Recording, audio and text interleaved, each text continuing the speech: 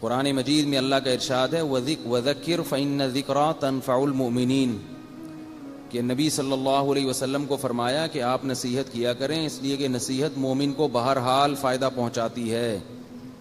میں ایک واقعہ جلدی سے بہت ہی شارٹ سناتا ہوں تاکہ یہ جو بات کہہ رہا ہوں یہ سمجھ میں آ جائے۔ کئی دفعہ وہ سنا چکا ہوں، اس لیے بہت ہی مختصر۔ ہمارے حضرت کے پاس ایک نوجوان بیعت ہونے کے لیے آیا،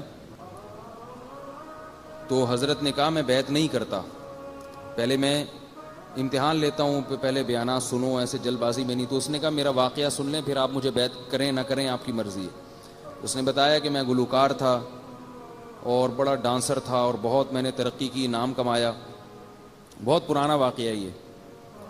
تو میں جو ہوں پھر، لیکن دل میں سکون نہیں تھا، شادی بھی ہو گئی، بچے بھی ہو گئے، عزت بھی مل گئی، پیسہ بھی مل گیا، سکون نہیں ملا۔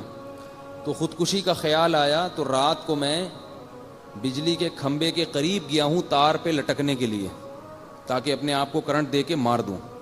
بالکل قریب جانے کے بعد مجھے خیال آیا کہ ایک دفعہ قرآن مجید کی تلاوت کر لو موت سے پہلے۔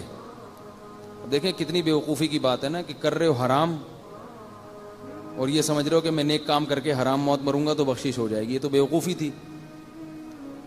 تو لیکن دل میں خیال آیا کہ مرنے سے پہلے کوئی اچھا کام کر لو۔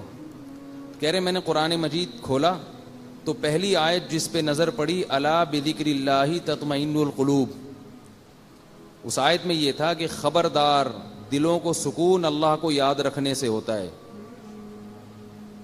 تو اب دیکھو وہ تو عربی میں پڑھ رہا تھا نا، لیکن اس نے کہیں یہ آیت سنی ہوئی تھی، کہیں نہ کہیں یہ آیت اس نے سنی ہوئی تھی کہ اس کا یہ مطلب ہے، کسی عالم کے بیان میں یا کسی کی کتاب میں پڑھی، کسی کتاب میں پڑھی ہوئی تھی۔ تو فوراً اس کو اس کا مطلب سمجھ میں آ گیا کہ اللہ کہہ رہے ہیں خبردار، اللہ کا مطلب خبردار، ہوشیار۔ دل کو اطمینان اور سکون کس میں ہے؟ اللہ کی یاد میں، شریعت کے مطابق زندگی گزارنے میں۔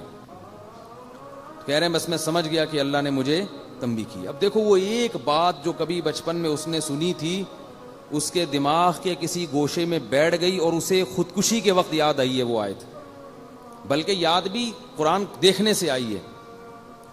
تو اس کا فائدہ ہو گیا نا، اس نے خودکشی کا ارادہ ترک کیا، داڑھی رکھی، گلوکاری سے توبہ کی، قرآن پہ محنت کی، بنوری ٹاؤن سے عالم بنے پھر وہ، اور پھر عالم بننے کے بعد حضرت سے بیعت ہونے کے لیے آئے، حضرت کے ہاتھ پہ بیعت ہوئے اور ایک ہفتے کے اندر انتقال ہو گیا۔